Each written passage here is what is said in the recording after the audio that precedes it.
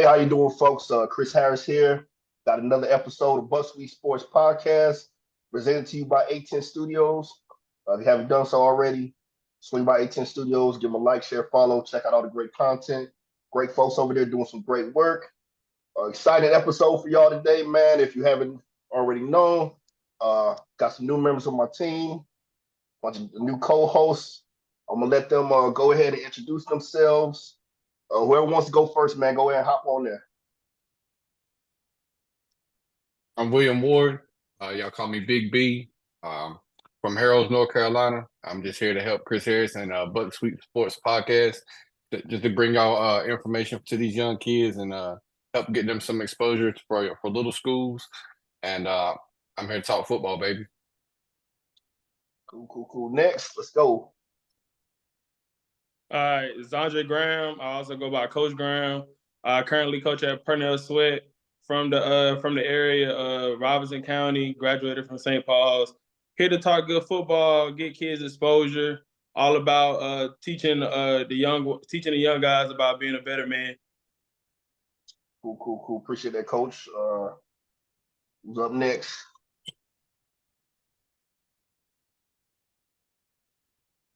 I guess I'll go ahead and go. My name is Brandon Blackwell. Everybody calls me BB.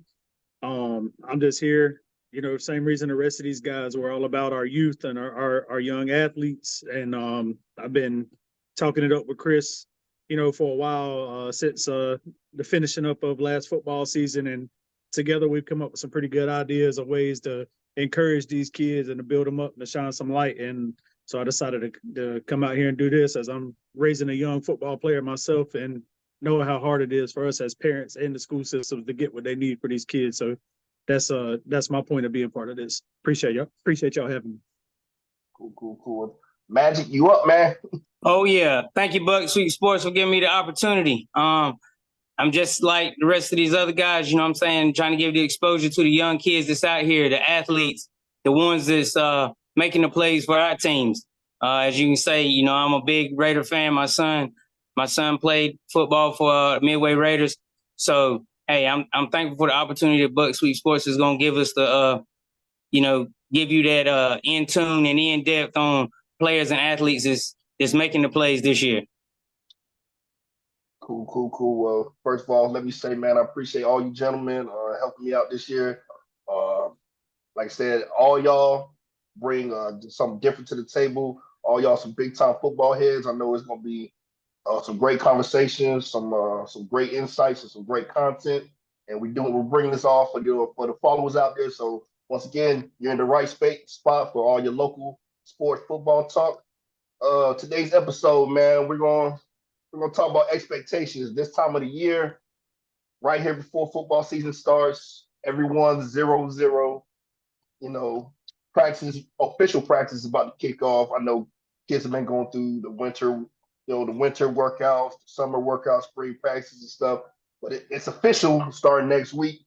So today we just want to talk about some expectations.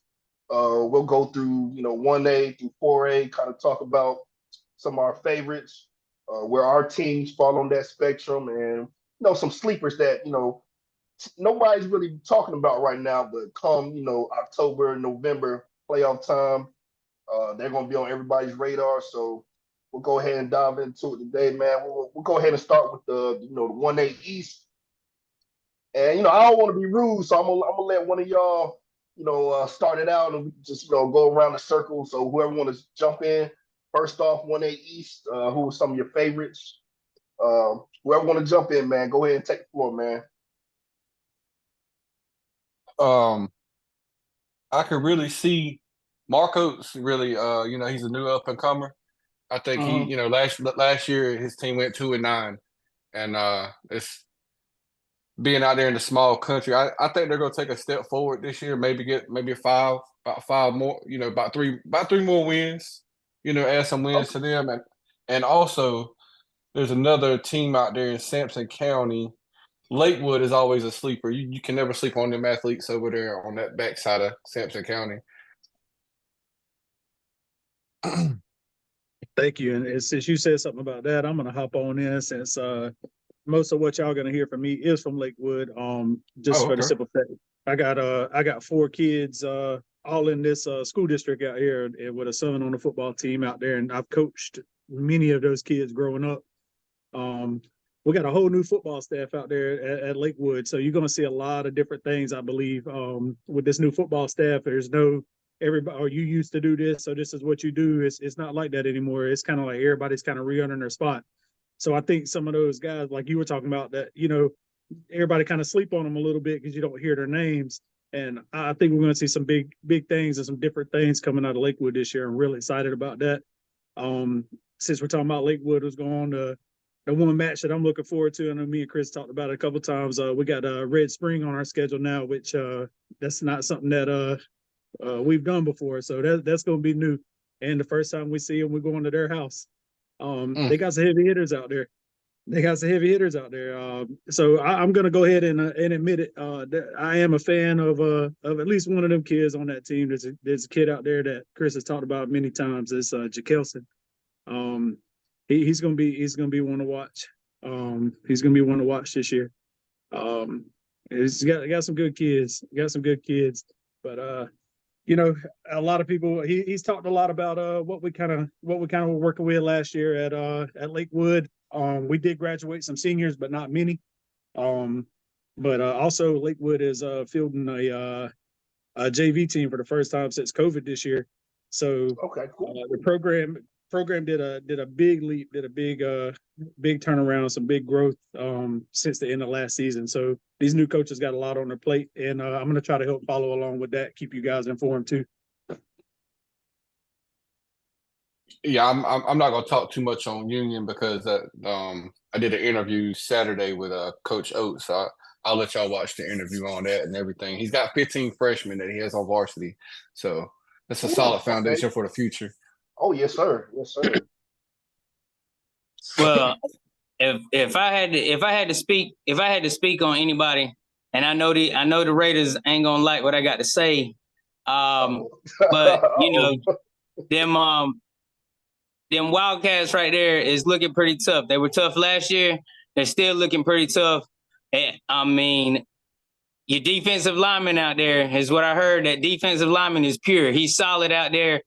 Coming out of the Raiders, coming out of the Hopton camp. See, I love the Raiders. Coming out of the Hopton camp. He actually took the picture for the Jamboree. So I'm hearing they're pretty spicy right now. They on a good level. So them Wildcats is gonna be pretty tough. But then I got to agree with BB too as well. You've always got that sleeper over there in Lakewood. Them guys, they come out, they play ball, they're gonna give 100% every time, all the time. You know what I'm saying? And we all know, as long as you got that pursuit and that tackle in your game, hey, it'll never fail you. As long as they can pursue and they can tackle, that's football. You get what I'm saying? As long as you 100% and you're not giving up anywhere, or you're not a slouch in any spot, you're gonna be tough all the time. But them Wildcats is they kind of quiet over there. They don't want to let everybody know everything they doing all the time. They stay kind of quiet. Yeah, but with me, I'm not too familiar with 1A, but I can say some of the schools in 1A I played against in high school, and they made a huge turnaround. Coming West Columbus and East Bladen, and seeing what I seen with them in the 7-on-7s, it seemed like they made a lot of improvement. Given like West Columbus had a lot of seniors that contributed to a lot of their wins. So seeing my own eyes on both of them, playing against both of them and against both of them, I say those would be my two sleepers. Given West Columbus wasn't, I think they made about 4th round in the playoffs this year. They weren't too far. Only made I say they lost a couple plays. So they tighten up what they whatever the excuses was. I think they got a shot. And East Bladen has always been a sleeper to me because I feel like they model consistency within the 1A and 2A schools, even down there in Bladen County. So those would be my two sleepers coming from the 1A schools.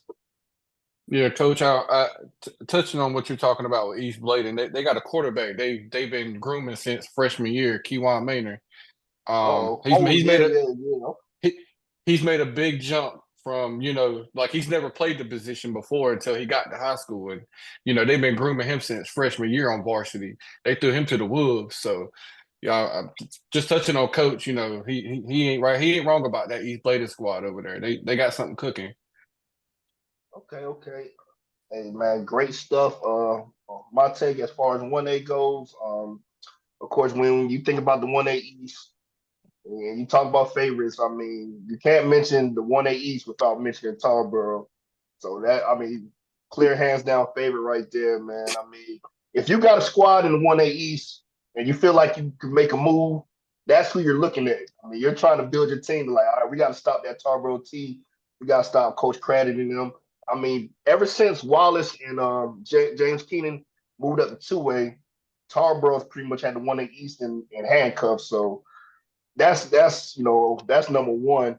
Another team, I guess you could include in your favorites, and it's kind of unfair because I feel like private school technically playing with public schools. Wilson Prep, Wilson Prep was really solid last year. They only graduated 6 seniors, so they're definitely going to be a team to watch out for. Me personally, and I may, if I post this on NC Preps, I'll probably get attacked for it. I don't feel like Lakewood's a sleeper. I feel like you got it when you talk about the 1A East right now. I feel like you got to mention Lakewood like right there chasing Tarboro Wilson Prep with what they did last season and with what they got coming back. I feel like Lakewood's going to be turning. That's going to be one of them teams that's going to be turning a lot of heads come November, man. I like the athletes. I spoke about the athletes, man. Calvin Lacewell, those linemen they got coming back. Just that experience. And then, I know this is a first-year coach, a whole new coaching staff. I know those you got to build that chemistry, you got to build that continuity, and learning a whole new system and everything. But looking at Coach Holt and his background and where he comes from, I feel like Lakewood made a home run hire, and I feel like they're gonna really hit the ground running, man. That's a team that I really feel like a lot of people need to be talking about because I feel like they could give these other two teams a run for their money, hoping everything goes goes good. But and I have to piggyback off what y'all said about East Bladen. East Bladen, Coach Priest down there, they've always been consistent for years. One of the most consistent 2A teams. Dropping down to 1A, they gave Tarboro hell last year. Yeah. They gave Tarboro hell last year. They really should have won that game, man. And shout out to that big running back they got down there, man. He just committed to he signed with South Carolina State. So I'm happy to see him. He was a beast. Of course, like I said, the West Columbus. I got to see them against Clinton in the Jamboree last year, and yeah, they're definitely a solid 1A program. But man, all good stuff all around. Anybody else got anything to touch on 1A wise before we move on to 2A? Hey there. Go ahead, Brandon. BB, what you about to say? I was just gonna say, some of what we've run across and what we talked about. I feel like when it comes down to the playoff time, I feel like the 1A is gonna be a real dogfight this year. Oh yeah. Of course, when you're dealing with the small area schools and stuff like that, you always got some schools that just don't have the people or the talent or the resources to have that great program. Unfortunately, that's where we're at. But that's why we're here, to try to help with some of that and shine some light on these guys. But also, like, I feel like the ones that are doing it are doing it right, And there's some real talent out here in the 1A area this year. And we've spoke on several. I know, Chris, you've talked on several since football season ended last year. You've talked on several of these 1A guys that are just, they're top notch. And I feel like this year is going to be a whole lot of fun for everybody that's in this 1A scene. Yeah, I'm gonna piggyback off that as well, BB. Coach Oates, when I interviewed him, he was saying the same thing about the small town thing. He he said some of his kids got that mindset. Oh, we're playing this team this week. We're gonna lose. You know, they don't have that mindset in the small areas of, okay, I don't care who we playing this week, but they gonna remember me Saturday morning when they wake up. You know, so That's right. Yeah, and I understand. I understand everything. You know, you guys talk about over here about Lakewood, but you know, like I said, you can't count them Wildcats out just because when them Wildcats come to see them Leopards, it's gonna be they got that grit and grind. And the only reason I'm saying they got that grit and grind is because Midway played in 1A for years, and we played Hopton Wildcat for years. And I'm telling you, those games when Midway and Hopton played, even though that's, you know, one of the biggest rivalries, you know, you got going on right here at Spivers Corner, Sampson County, verbatim, you know what I'm saying?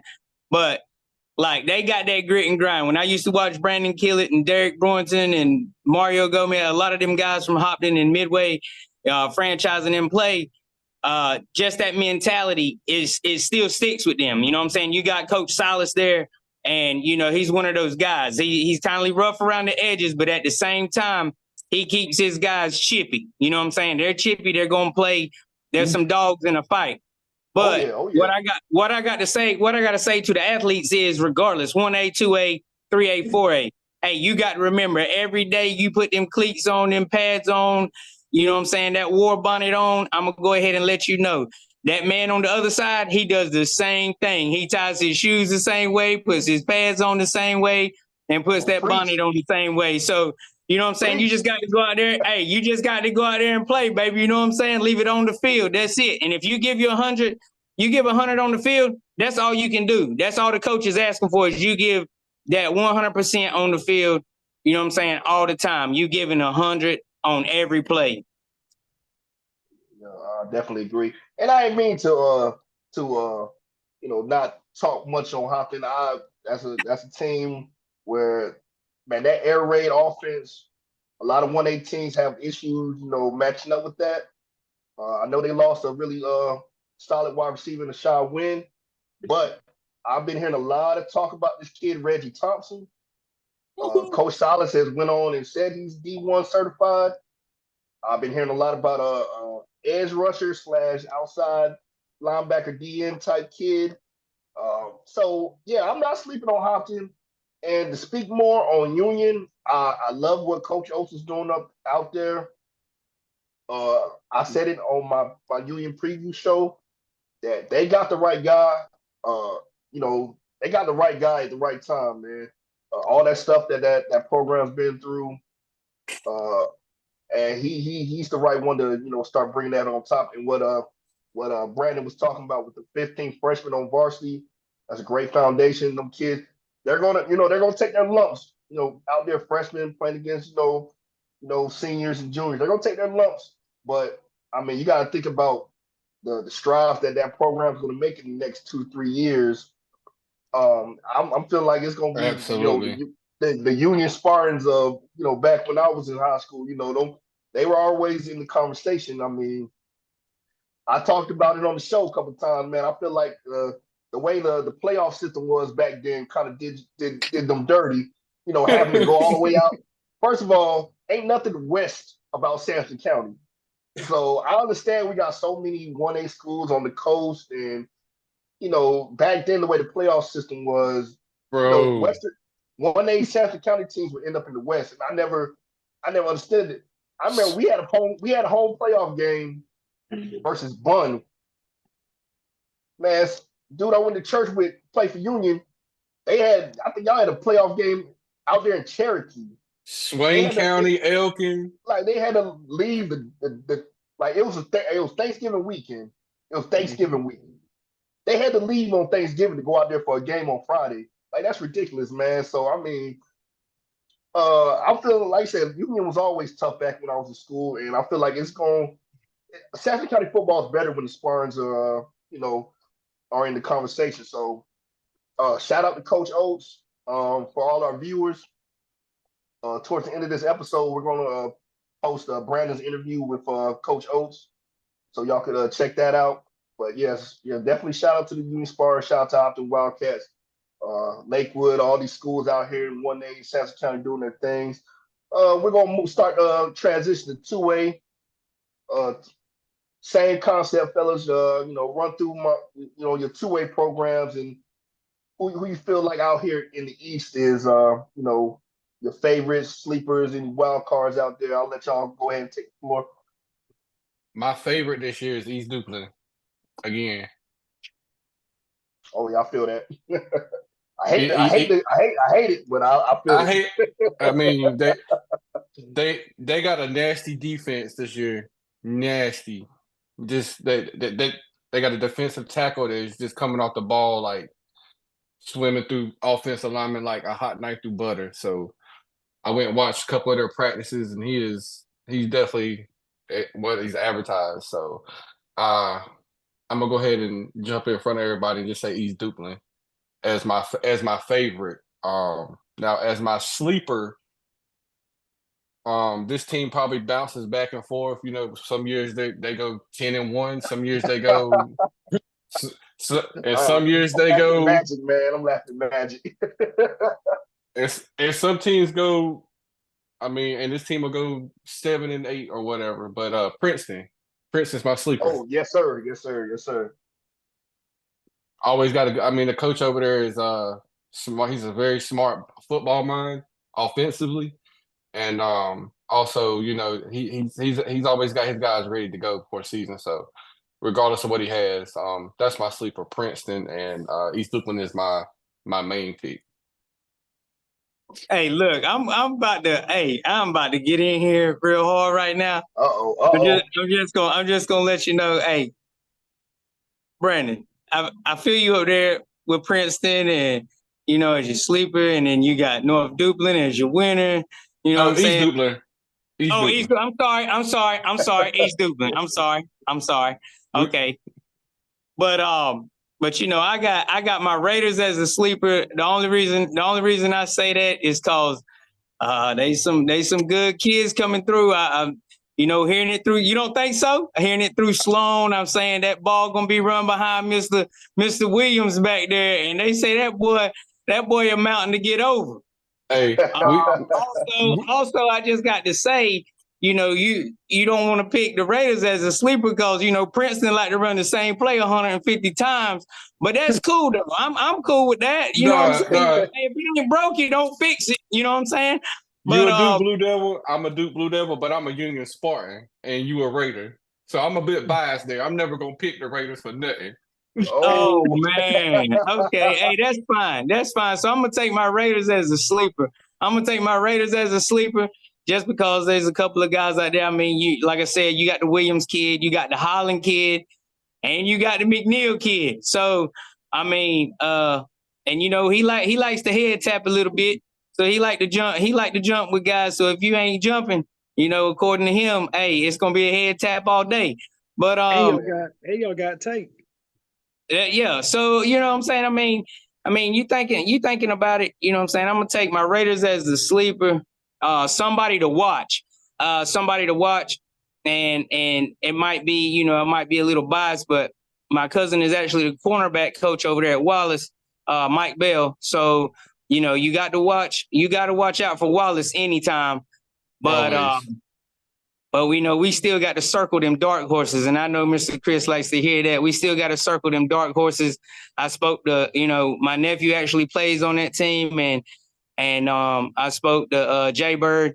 And so he said, hey, anything's possible. And he said summer workouts look good. He said, you got some kids, with that whole roster rollover, you know what I'm saying? But he said, there's some things to see for that Clinton dark horse side. So, and we can't leave out James Keenan. Them boys is always they always tough, huh? They always can pull something out the bag. They always got something in the bag. So, that, you know what I'm saying? I'm just going with my Raiders as that sleeper. Hey, who's the coach over there at JK Magic?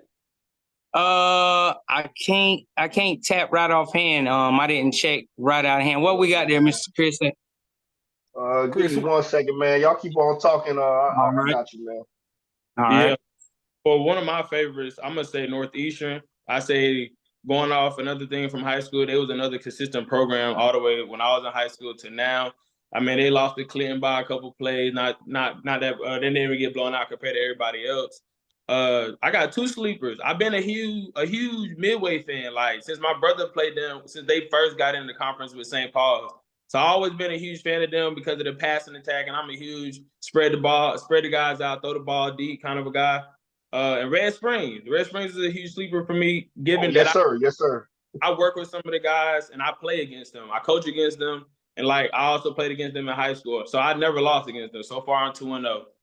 But some of the guys they got from the new quarterback they got from St. Paul's, Chase Boone, and the receiving core they got with Mr. Ellaby and TJ, and then they got a good running back and J Mac, and then they got his brother on the other side that plays corner, good size. I say me personally, he has all the features to be a D1 guy. But those two would be my sleepers, and Northeastern would be my favorite.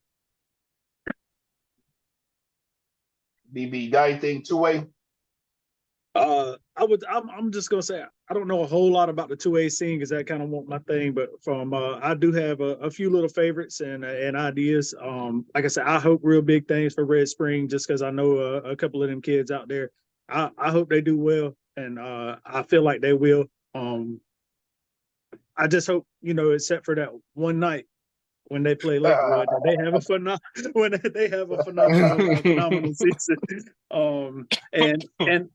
And I've always kind of had a little bit of a love-hate with Wallace, man. But I wouldn't mind seeing Wallace do well this year. And they're always tough. They're always hateful to play, whether it's the mouth or the physicality. Either way, it's a dogfight with Wallace. I'd like to keep an eye on them this season and see what they do. That's the two that I kind of lean toward the most. As far as saying who might take that conference, I'm not a guy to guess that one. I got you. Real quick, head coach for James Keenan, Tim Grady. I couldn't remember myself, but Tim Grady, the head coach out there, James Keenan. Okay. I'm gonna piggyback off a lot of stuff you guys talked about. Of course, I gotta agree with Coach, man. My favorite, one of my biggest favorites is Northeastern out of Elizabeth City in 2A because they were pretty young last season.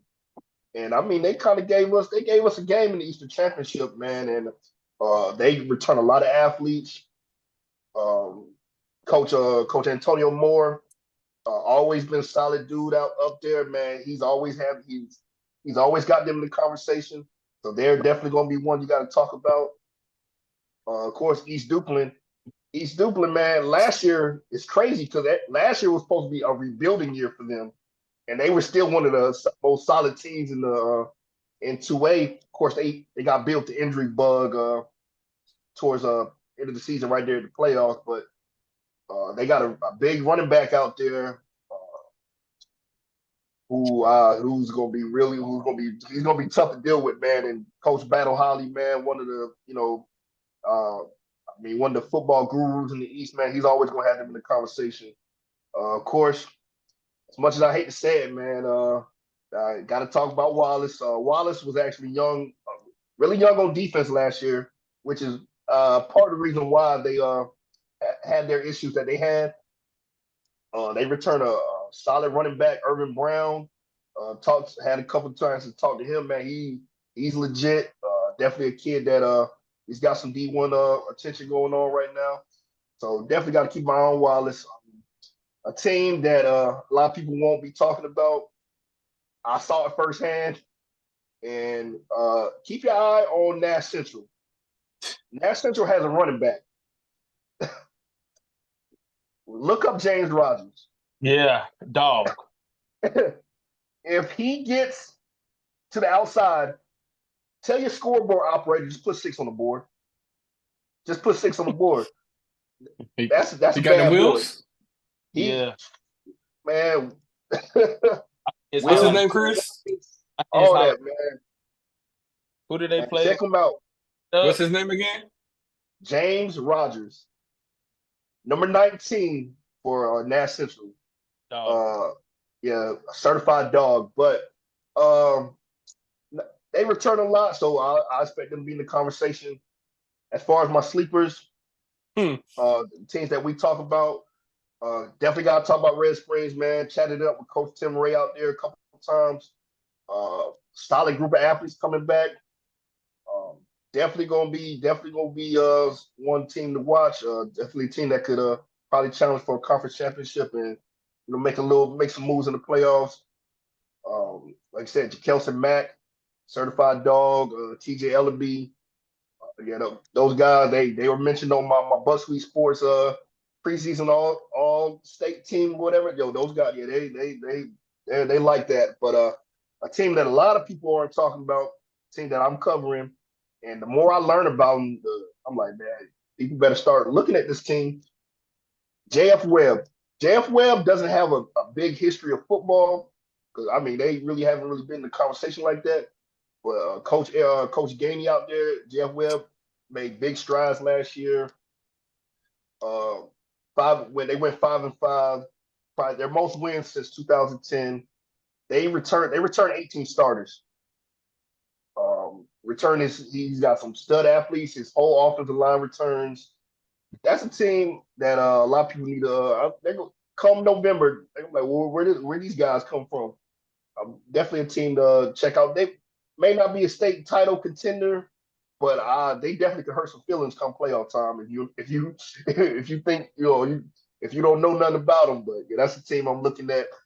Talk about my dark horses real quick, and this may surprise some folks. It shouldn't surprise if you watch my my episode about them. You probably already know what I'm about to say, but with all the turnover, I just feel like we're gonna take some lumps early with the non-conference schedule that we play. We got Wallace week 2, Whiteville after that, Princeton right after that. We're gonna take some lumps in non-conference play. I'm just hoping come conference time, we kind of, kids really get it. We're gonna have a lot of new players stepping into new positions. We're hoping by conference time they're more comfortable, and hopefully maybe we can challenge St. Paul's and Red Springs as far as the conference goes. But like I said, I'm gonna take those rose-colored glasses off, and I'm gonna be real with you. Like I said, I feel like you're not gonna see the typical Clinton team that you normally see. I feel like next season it'll probably be business as usual, but I feel like we're gonna take a couple lumps this year, man. But it's all a part of the process, man. Like I said, I feel like the strength of the team is the junior and the sophomore class. So going into next season, that's where you're really gonna have to be on the watch out for the dark horses. Speaking on Midway real quick, I'm gonna piggyback off a lot of what Magic was talking about. And my conversations with Coach Sloan, he's talked about the physicality of the team, the physical nature. He just kept on using that word physical and nasty. And I feel like, in the past, Midway has been a team that's slinging around a lot, but I feel like they really are going to be a type of get behind the pads and run straight at you type team this year because they have some good size. Magic talked about Big John Williams, the tackle. They got some guys like Thomas Perez, Jaden Stock, Bullard. Is Bullard the tight end, man? I'm thinking about the tight end. Holland. Jacob Holland played a lot of that tight end there. You know what I'm saying? Just because he's super tall, yeah. And I feel like they're going to be a really physical football team. Like I said, I feel like Coach Sloan got some good things going on out there. Like I said, they're going to be a team that you definitely don't want to sleep on. For my Clinton fans, that Midway Clinton game, we got the better of them ever since they moved up to the same conference, and they never beat us. But man, I'm a little nervous about this year. I'm a little nervous. Sound like they're a little spicy over there in Raider country right now. But we did take a loss there too, though. We did take a loss there too. Me and you had spoke on it. We lost Cody. You know what I'm saying? We lost Cody. Yeah. Cody went down there. You know what I'm saying? I think Hornet Central, I want to say that's where he went. If I'm not for certain. But you know, Yeah. it's all right. We always got some wheels over there at Midway. You can believe that. I mean, we've always had a couple of good wheels over there. So we're gonna see. But if they get in behind Williams, I'm hearing that he's gonna spring a leak for him. So we'll see. Yeah, so I'm definitely excited to see, how the season plays out as far as, the San County teams on team covering and just two-way football in general. But that's pretty much all I got. Anybody else got anything they want to talk about as far as two-way football? And James Rogers is the truth. Oh, you check them out? Hey, Yeah. my man over there checking him out right now. He done got him on look. X. Look. He done got him on. He done following his ex. Hey, He look, go, man. send me a shirt. The kid is legit, man. Like, I mean, I watched their game against Harford County, the playoff game, and I said, okay, but Harford County's never really had a really strong defensive team. So I was like, he did that on us. He did that against Amaris. He did that against Jaden. He was, if he gets to the edge, It's over. That's it, man. That's it. Like five steps. 5 steps is 20 yards. Well, look, if he's hearing this podcast, tell him to go ahead and send me a shirt. Tell him to go ahead and send me a shirt. I'll wear it. Hey, look, I'm a James Rogers fan, man. Look, like I said, y'all know me. I'm the biggest Clinton Dark Horse fan, one of the biggest Dark Horse fans there are. But even if there's a kid on an opposing team that gives us hell, I'm just a fan of the game, man. I'll keep up with them. I'll follow them. Cause like you said, at the end of the day, man, I love to see these kids, excel and go on and do better things. And when I checked out that kid, I was like, yeah, somebody need to hop on him, man. Cause that kid, right? If not football, definitely track. I know he's got to be a beast in track as well. But I mean, kid's got some wheels, man. Definitely check him out. James He gets Rogers, faster. Nash Central. He gets faster after the 20 yards. Exactly. That's a token. Shit. But if no one's got anything else on 2A, we'll go ahead and move on to 3A football. Who we liking out there? Same concept, favorites, sleepers. What y'all got, man? My favorite, 71st. Yes, sir. Hands down. Let me tell Hands you, down. people don't. I was hoping somebody said that. On a vengeance plan this year. 71st is on a vengeance plan this year. They lost last year, I felt like their defensive calls kind of like sold them a little bit, but they returning they probably lost maybe 2 seniors on the offensive side. Mm-hmm. Both of those on JV. They didn't lose nothing on defense, except for the outside backers. They got it on JV. They're missing a DN that didn't play last year that was defensive player of the year before he got hurt. And he comes back. They're all going into this year. They got a running back that's getting offers from SEC schools, and he's not even ranked. The quarterback to the whole puzzle.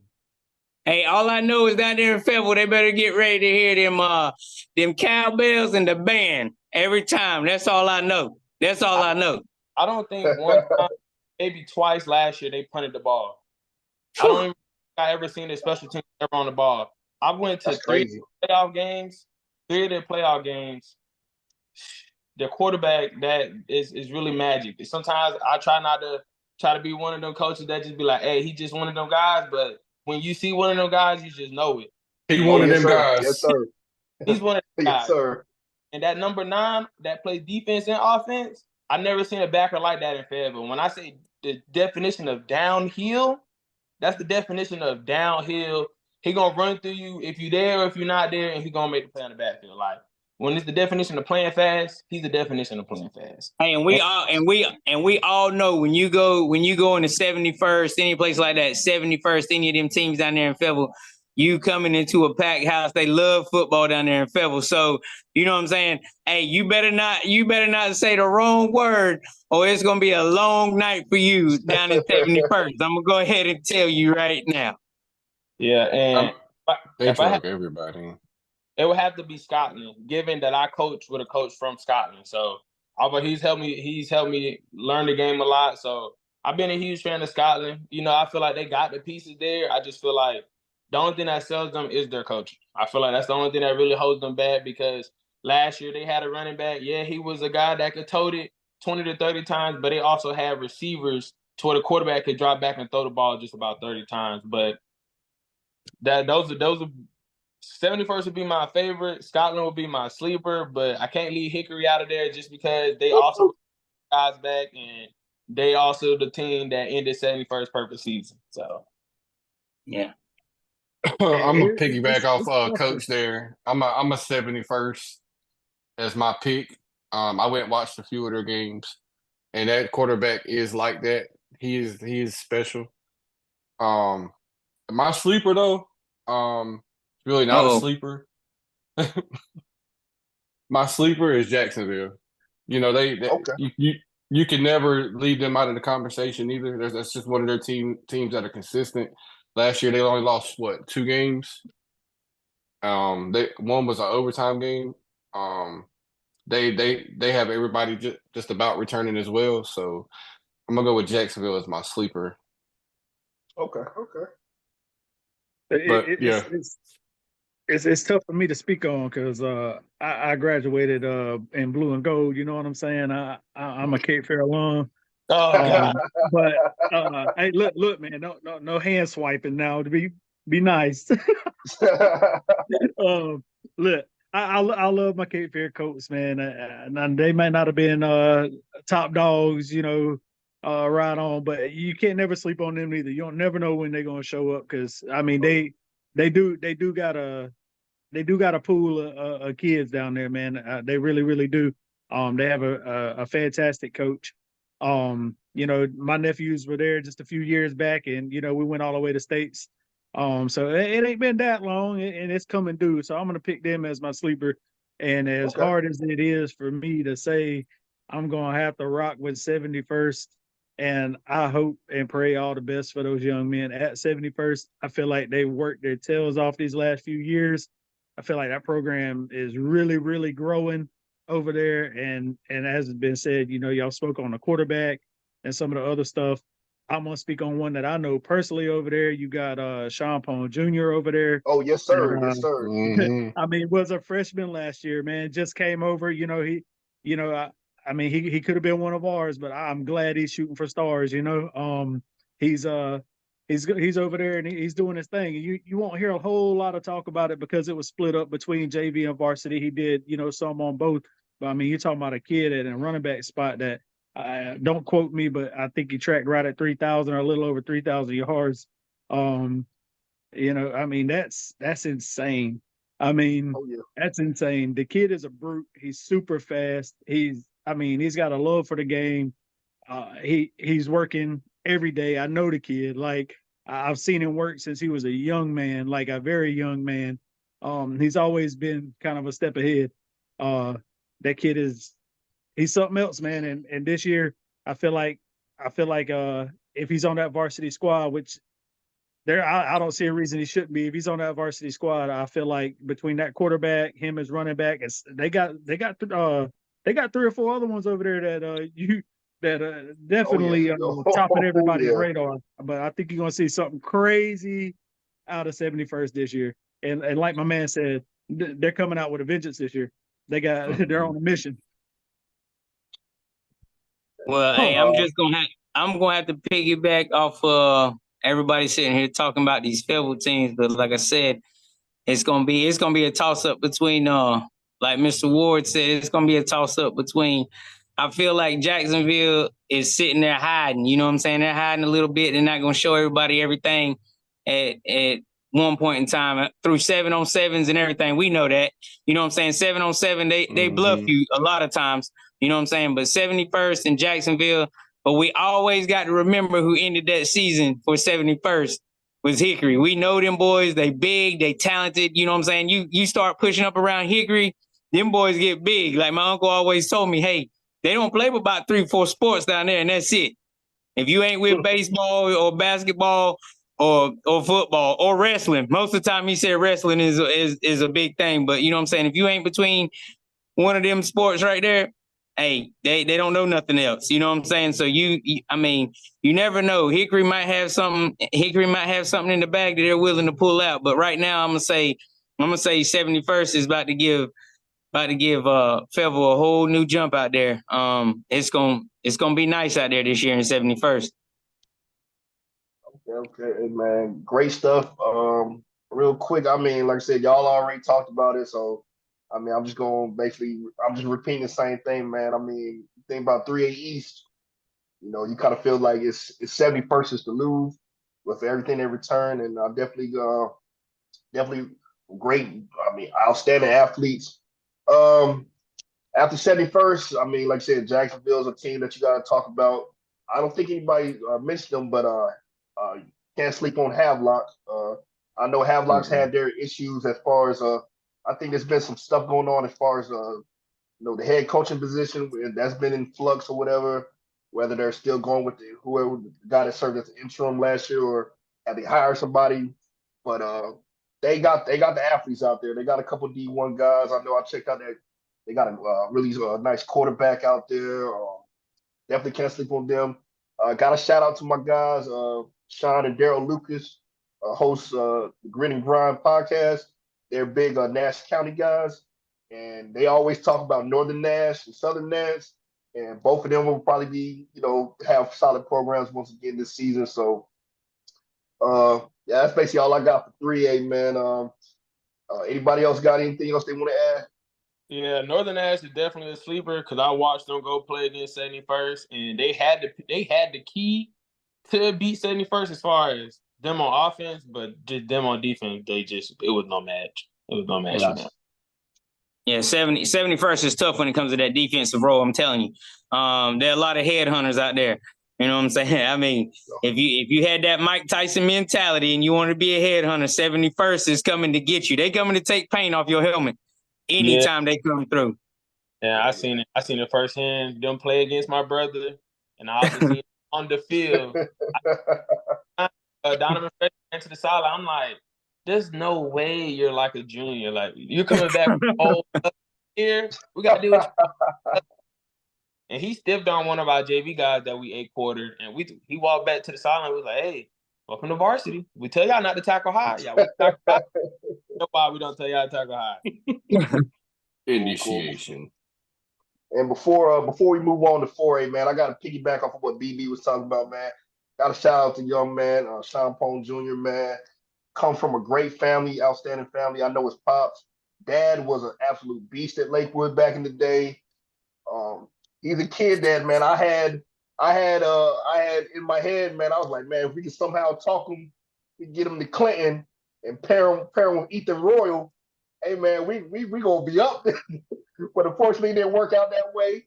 But man, shout out to young man, Sean Pone Jr., man. He's gonna be, I mean, like I said, man, he put up some crazy numbers. His dad gave me his stats for JV, and I mean, just put up some crazy numbers. And it's scary to think, man, that young man's got 3 more years of high school football to play.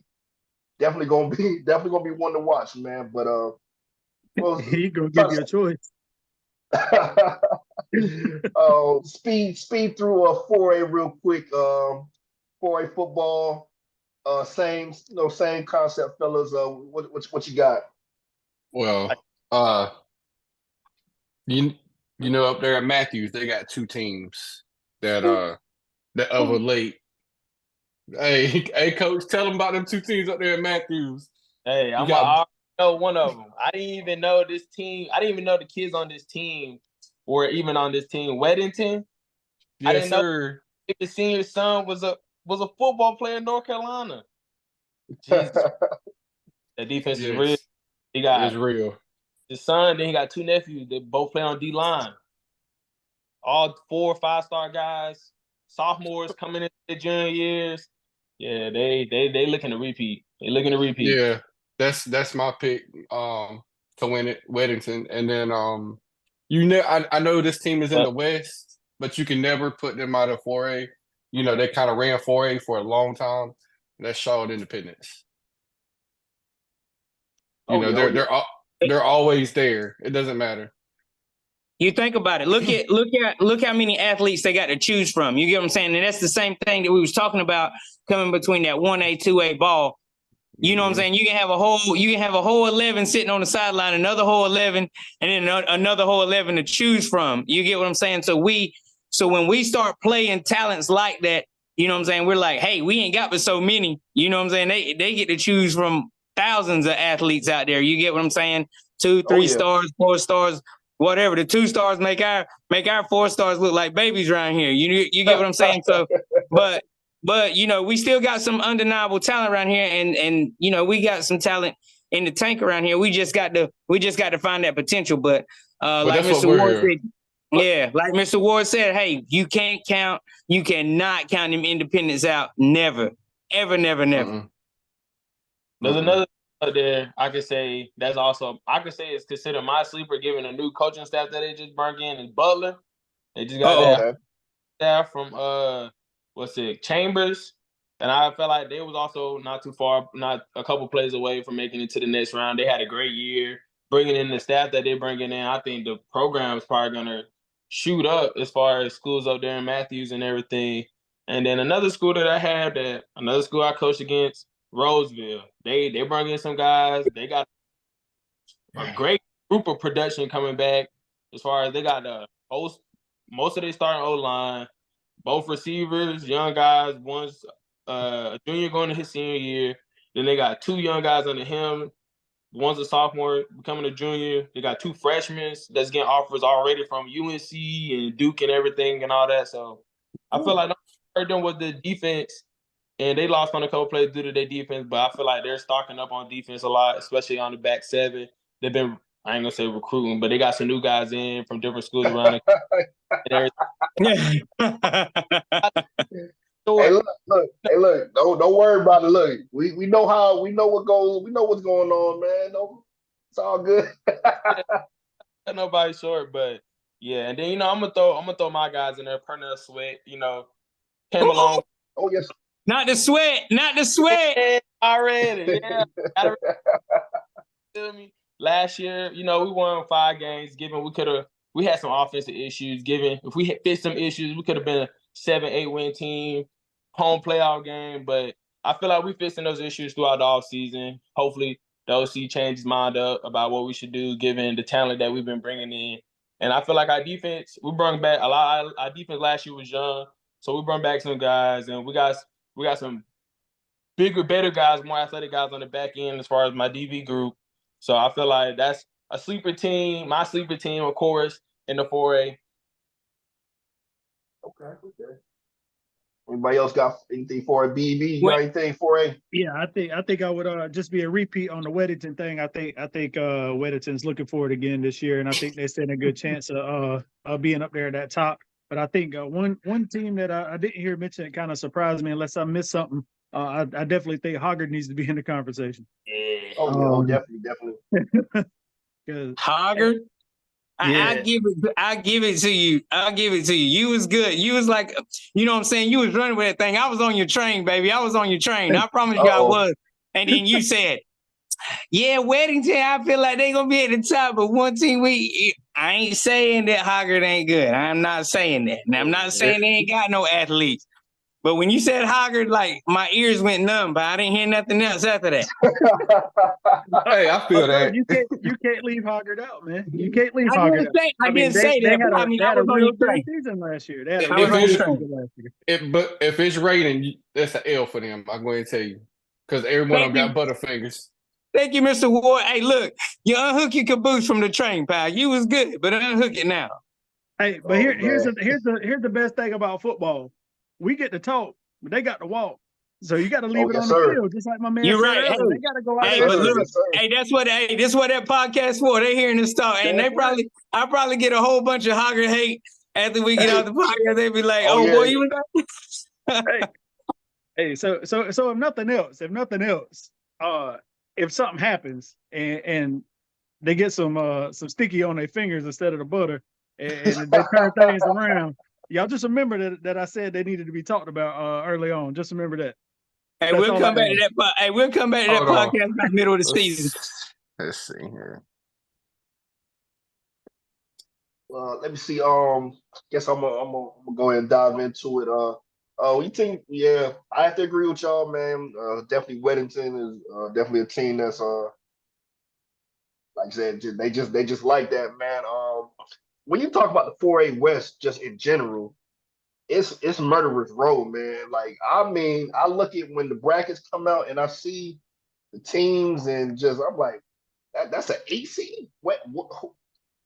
Hey, look, you could be a 1 seed and lose in the first round in the 4A West. So I mean, just the Charlotte schools, they're just so it's so They're much packed out. talent. They're so deep. I mean, It's the it's SEC. hard. It's hard to pick just one.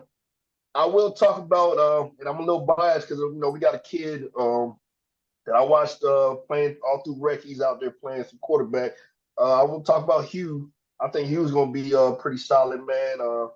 Ethan. Hopefully, yeah, Ethan Roy, out there might hopefully see they got a solid quarterback already, Blanky, but I feel like there'll be a little competition to see who takes that QB1 spot. But also with Rashad Wynn going out there, seeing what he did in that offense at Hopkins. I mean, coming from a 1A school, if you go back and look at, he was leading the state in a whole lot of categories as far as receiving stats go. High School OT has it on their site. I mean, he played in a lot. Him going out there, him going out there. That's gonna be something to watch. Just like I said, the 4A. I can start naming Charlotte teams, and you got Myers Sparks, you got Hugh, you got Chambers, you got Independence, Butler, like all of them grouped in that one little area, man. I mean, it's tough. I don't think anybody mentioned them, but Grimsley, y'all talk about Grimsley out there in Greensboro. Providence. You got Providence Day out there. I mean, you got a bunch of them. I mean, Gibbons. Oh, yeah, Cardinal Gibbons. Leesville Road. So I mean, it's 4A, man. 4A is tough, man. Like if you win a state championship in 4A, I mean, there's no denying it. You deserve it. That You ring better be sounds the a good, little bit brighter. You know what I'm saying? But all great conversation, man. Anybody else got anything left on as far as 4A talk? I don't have nothing. Good, cool, man. We're gonna start kind of wrapping things up, man. Basically, man, it's been a great episode. Great content, great conversation. I appreciate all you gentlemen coming out here and helping me out. Looking forward to, if this is how it's gonna go this season, man. It's gonna be a fun season, man. Magic, if I get any tape mail from Hoggard fans in my email, I'm sending them your way. Send them out. Hey, look, I'll go out there. I guess I'll make it up to Hoggard somewhere, and I'll take like the running back. I'll take they 7 out to eat or something. You know what I'm saying? We'll shake hands or do something. Also before you get off, Mr. Chris, before we end this thing, hey, can we shout out Marlboro County? You know what I'm saying, out there? Look, and you know what? I was gonna bring them up in the 3A because technically, I guess they're 3A in South Carolina. But definitely shout out Marlboro County, Corey Johnson, Ryan Hunt, their staff down there. I was checking out some of the preseason rankings. They finished 3-7 last year. They're ranked in like the top 5 in 3A this coming up season. That's the Corey Johnson effect right there. Yeah. I'm telling any Marlboro County fans listening, I tell them anytime I post anything on the page, they're gonna change that. They're gonna turn that thing around, man. So definitely shout out Marlboro County. Looking forward to seeing what them boys do down there. Corey's always been a big supporter. Corey and Ryan have always been big supporters of the podcast. So definitely didn't mean to omit them. But we were sitting here talking. We was chopping it up. We was chopping it up. Yeah, and it was in the back of my mind when y'all were talking about 3A, especially when my man mentioned about Scotland, because they play Scotland this season, so that's going to be a really good game. That might be a Buckley Sports Game of the Week nominee there. So we'll definitely be on top of that. But yeah, definitely shout out the boys down there in Marlboro County, man. I'm gonna give y'all an interesting story I heard at the gas pump. Me and his dad. Running back there, me and Mr. Chris Robinson, JoJo down there, he's playing down there in Marlboro County where he said he beefed up some. So he was at the gas pump and he said he beefed up some. Me and his dad coached him in rec or whatever here in Clinton. And we always said, man, he's going to be a monster. JoJo's going to be a monster. And of course he was. I mean, when he went to the state playoffs, I think it was like, a 75-yard run he had out, right out the gate. is like 75 yards against Reedsville. And you know what I'm saying? When I look back at that video and it come up, I was like, them boys was sucking wind. JoJo was gone. He hit that one move and he was gone. Yes, sir. So I was talking to his dad at the gas pump, and his dad said, "Hey man, you know what I'm saying? I don't mean to toot my horn. That's my son. You know what I'm saying?" And hey, I was like, "Hey, no, let me hear it." You know what I'm saying? He said he put the pads on. They was at practice, and he said JoJo's beefed up some. He said he took the first play, took a handoff. I guess a kid was trying out for football or something. They said JoJo put his head down and knocked the paint chip off his helmet. The kid come through the sideline and Mr. Johnson was like, "Sit down, get you some water right quick, and let me know what you think about it." Yeah, so JoJo's he's a grit of a runner. You know what I'm saying? He's gonna grind. He's gonna get his. He's gonna push them yards. So yeah, I'm ready to see what Marlboro County is gonna do out there. You know what I'm saying? I'm ready to see my boy JoJo go ahead and take that rock and run on out there a little bit. Yes, sir. I just got to point something out, man. You said his dad said he beefed up.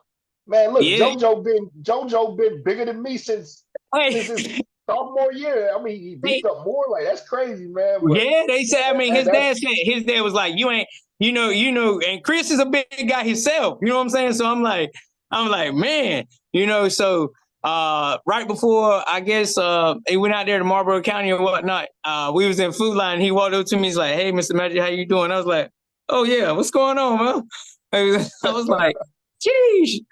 But yeah, I'm ready to see the yardage he's gonna get this year and see how well he's gonna throw that rock down there. You know what I'm saying? South Carolina is just like Charlotte. You got a lot of athletes out there. It's a whole different game plan, but you know, them boys are going down there to do business. They're going down there to do work. So hey, that's what it is. Yes, sir. And definitely we will definitely be talking more about Marlboro County in the future. But before we get up out of here, man, I just gotta put it out, mention that the team to vote for the Bucks-Wheat Sports Preseason Player of the Year. That poll's still up. It's going to be up till August 1st. So continue to get your fan bases involved as far as voting. Before we go, man, I'm going to let y'all, any shout outs or anything y'all want to say before we wrap things up? Oh, yeah. Well, I want to give Coach Oates, I just want to thank him for letting us, you know, Buck-Sweet go out there and interview him Saturday. That was huge. He gave us some good insight on this year's team with the players. He told us to look out for a kid named Suarez, one of the strongest guys on the team, and Tobias Cromartie, a wide receiver. Okay. I'm gonna give a shout out to my Pernell Sweat Rams and my boys that I'll be working with in the during the all season. TJ, Jordan Norton, Chase Boone, and all them guys from Red Springs. Okay.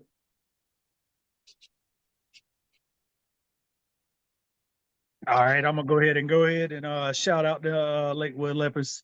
Y'all already know we got a scrimmage coming up. Go ahead and let y'all in. We got a little scrimmage with Wallace coming up on the 14th. Then we turn around and had a jamboree on the 16th. I'll be having an interview here shortly with the head coach over at Lakewood and the defensive coordinator as well. And then we're going to do another one after the jamboree, so we can see what we're talking about. So I'll be able to give y'all some more insight on that Wallace crew too. So shout out to all of them. Hey, I'm not gonna give any hate to anybody. Shout out to all these teams, from Union to Pernell Sweat to Lakewood to Clinton. I got family and friends on them. You know what I'm saying? And like Mr. Chris said, we don't need no hate mail coming through here for a Buck Sweets podcast. But also, I want to let all these players know, if you watching Buck Sweet podcast, and you know what I'm saying, and you feel like there's a little insight you want to give us, or you want to talk with us, you know what I'm saying, we all got a Facebook or Twitter or something, you know, just get in touch with us, let us know. We'll be glad to talk to you. We'll be glad to talk that football. But of course, you know, I gotta keep it the Raider way, as they say around here in Spivey's Corner. It's the Raider way, baby. So let's go midway. But yeah, for sure.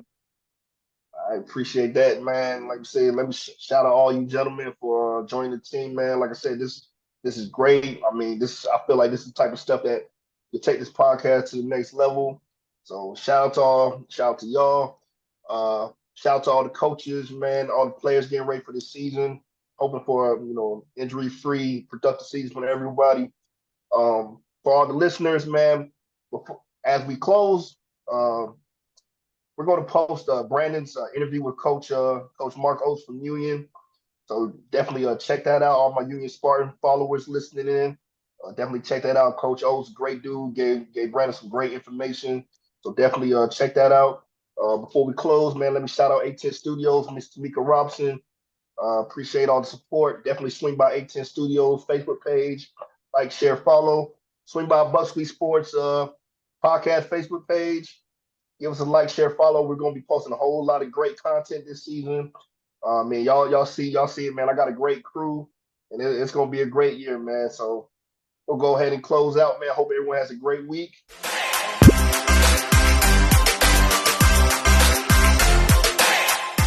Okay, we are sitting here today with head coach for the Spartans, Mark Oates. We're going to have a few questions today for him, a preview of his upcoming season with the Spartans.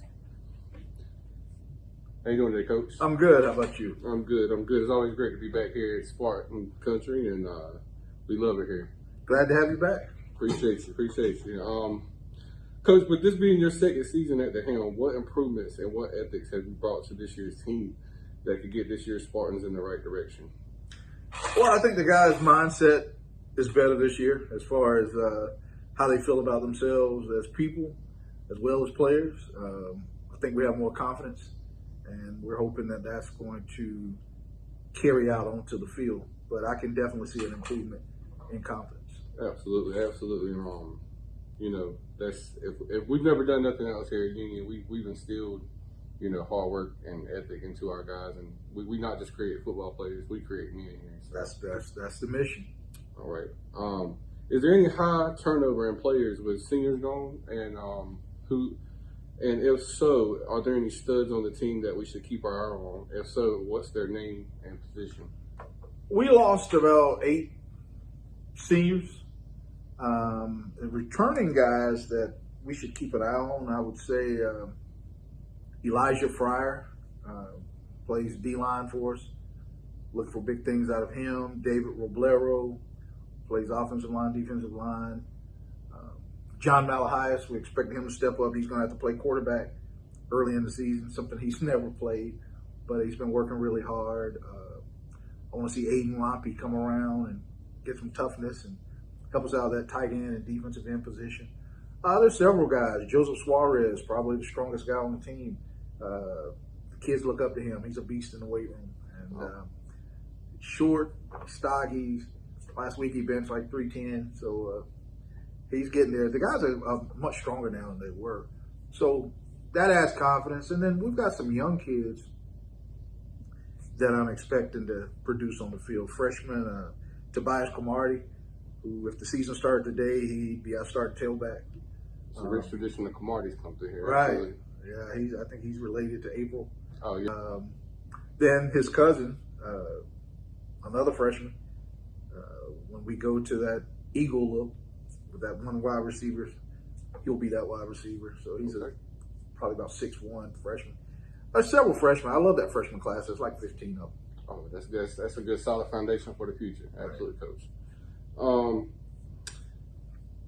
Another question I have for you. Union has not always had the pick of the litter because of Harrells and Clinton, but me as a player playing here, we have always had fight and never gave up. What difference do you see now in today's high school sports with smaller schools like Union who don't have as many students to pick from when creating a team or looking for that next go-to guy in a Spartan uniform? What I'm getting ready to say, I don't want the audience to take it wrong because I don't mean it in a negative way. Absolutely. Ignorant parents. And when I say ignorant, I'm saying they don't understand. As we talked earlier, in today's world, it doesn't matter where you go to school. If you can play, colleges will see you. You got the internet now. They didn't have that back in the day. I mean, a lot of parents rely on coaches to try to promote their son. You can promote your son. Your son can promote your son. Everybody has access to the internet. Send film out. Send transcripts out. So I think that's a problem. We at Union, we get a lot of negative attacks on us from other schools. One in particular, I'm not going to call any names, but I think they wear green and yellow. Absolutely. I definitely understand that. I was back in 06, we lost a quarterback, Right. and a defensive guy. So Right. we definitely understand that here. Going forward with since you've been here for a year, how has the community received you, and not just as a coach, but as in the support of the football program here? I feel like I've been embraced by everyone I've come in Absolutely. touch with. I'm a firm believer, and I've been doing coaching for 37 years, on high school level for 34. I'm a firm believer that if parents feel like you have their child's best interest in mind, they're going to support you. And that's what I'm about. That's what I've always been about. I want to win every game we play, but that's not my number one mission. I tell the kids, we will not know if we're successful until 10, 15 years from now. If you're a good husband, a good father, a good member in our community. That's what we're trying to build through football. And before we go on the field, I tell the guys, if we go out here tonight and win by 60, that will not get us into heaven. And if we go out here and get beat by 60, that will not keep us out of heaven. We're going to be judged in the end on how we live our life, how we treat people, and how close we walk to Jesus. Absolutely. And that's what we try to get across to our guys. Absolutely. Well, Coach Oates, we us here at Buck Sweet Sports Podcast, we really can express how much we appreciate your time today. Thanks for all the questions and that you've answered, and we look forward to your season. Just quick, you have any predictions on the season so far? I predict that every Friday night, Union High School will be the hardest working team on that field. Absolutely. That's what we've been known for. Just to lay the boom and make sure you remember us. That's it. Absolutely, Coach. We appreciate your time. We appreciate y'all. Thank you. This is Brandon Maynard.